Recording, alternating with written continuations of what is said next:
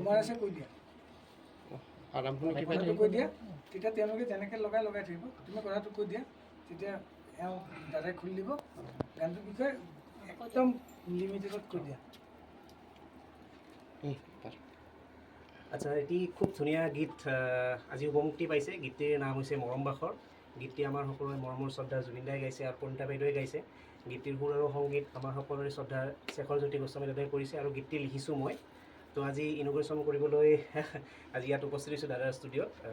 তো আমি ইয়াত পোষ্টাৰখন মুকলি কৰিবলৈ অনুৰোধ জনাইছোঁ আৰু মোৰ নতুন ষ্টুডিঅ' ফাৰ্ষ্ট কাম আজি আমি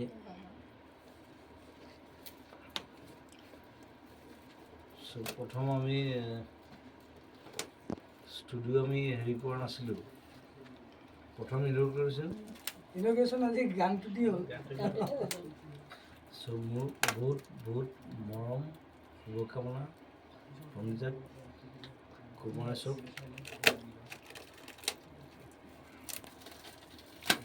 খুলিলেহে গম পাম